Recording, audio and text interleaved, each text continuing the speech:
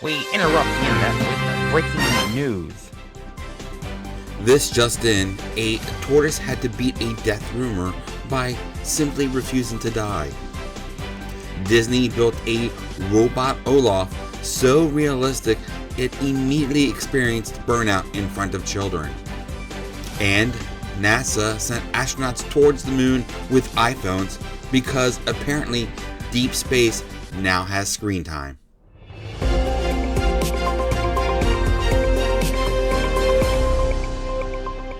Good evening, everybody, or good morning if your sleep schedule has filed for bankruptcy. If you're watching this in the afternoon, congratulations on giving up in broad daylight.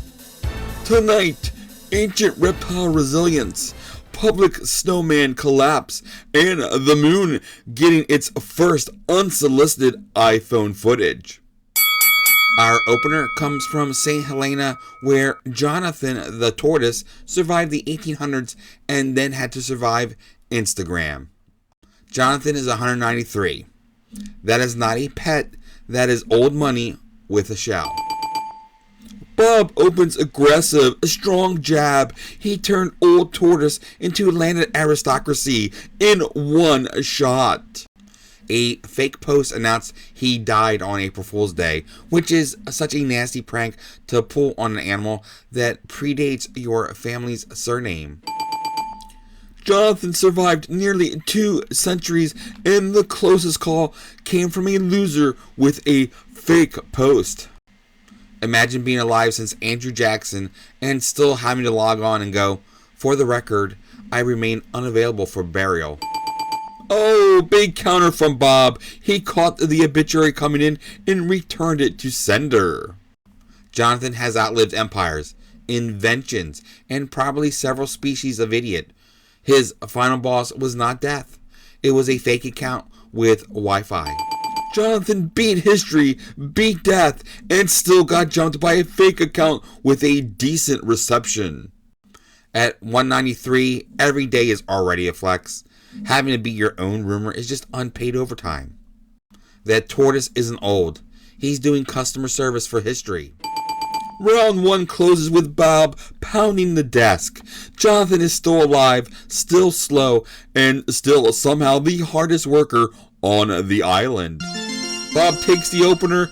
Jonathan survived the death hoax, and Bob survived seeing social media doing hospice cosplay.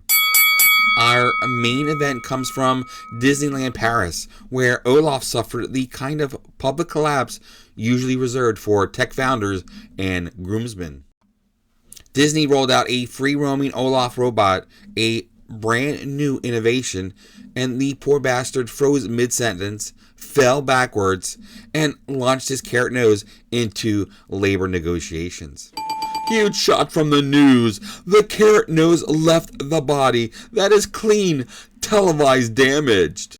First of all, if you build a robot snowman and it collapses in public, that is not a malfunction. That is lore. Beautiful recovery. He didn't defend the collapse. He upgraded the mythology. Olaf didn't break. Olaf gave the most honest performance in modern Europe. He looked at one more family with matching shirts and said, "I choose darkness." The news answers right back. Strong pressure. Bob got a joke, but reality still has the clip. Kids watched a beloved character go rigid and tip over like he got served divorce papers at brunch.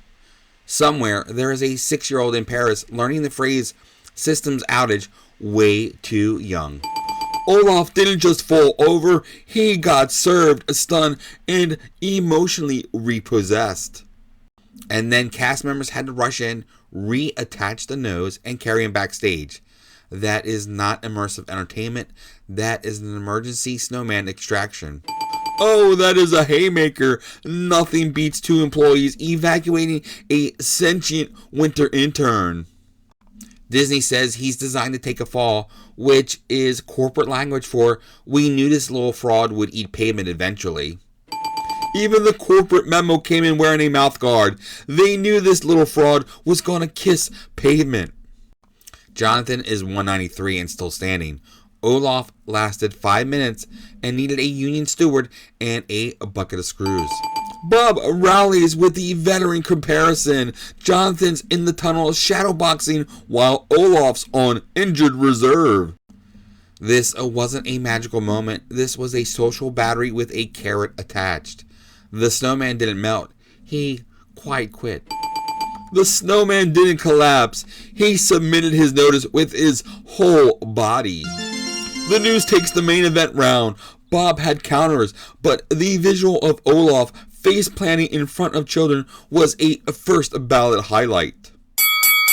Now we go to space, where Artemis II astronauts were equipped with iPhones because apparently even lunar history needs B-roll. NASA spent billions building a moon mission, and somewhere in that process, somebody said, great, now what if they also had portrait mode? Bob scores first in the chaos round.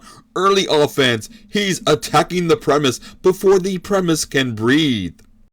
We used to send astronauts with slide rules, grit, and national purpose. Now they're one software update away from missing the moon because Face ID can't work through a visor.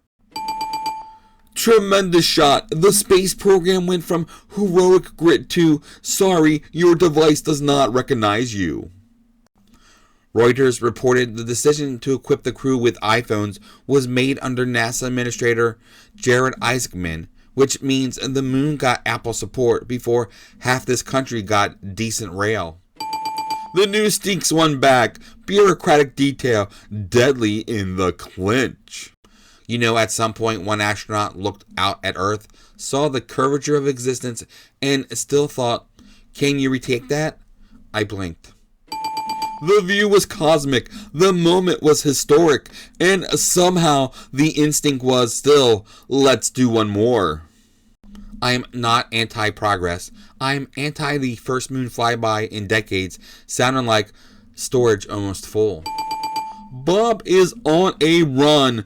This man is seeing the lane. He's driving straight at consumer electronics in low gravity. Also, let's be honest. The first thing humanity does after conquering a frontier is treat it like a scenic overlook. Moon, ocean, Grand Canyon, same species, same dumb thumb on the camera. Moon, ocean, canyon, doesn't matter. Give humans one majestic view and we'll block it out with ourselves. Jonathan had to debunk his own death. Olaf had to be carried off. And now astronauts are basically doing celestial influencer posture. This whole episode is just customer service in different gravity. Massive callback shot. Tortoise, snowman, space vanity. Bob just emptied the tank. But the news still has one filthy detail left. The furthest consumer smartphone trip in history is also somehow the most human sentence ever written. We went to the moon. Hold on, let me get my phone. Massive closing shot. The most advanced mission in decades still paused for the exact same sentence that ruins every vacation. That is beautiful. That is humiliating. That is us. The species that looked at the heavens and asked for better lighting. That closer had altitude, perspective, and just enough self-loathing to leave a mark. By split decision, after 3 rounds of shell durability, snowman collapse, and lunar phone addiction, the news remains undefeated, overbooked, and somehow getting dumber in victory. What we learned. If you live to 193, your reward is not peace, it is rumor management. If a snowman collapses in Paris, that is not a glitch. That is a lifestyle critique. And if humanity reaches the moon again, we will still pause to check whether we have enough storage. Bob fought hard tonight, but reality had deeper hands, better visuals, and one absolutely devastating carrot nose sequence.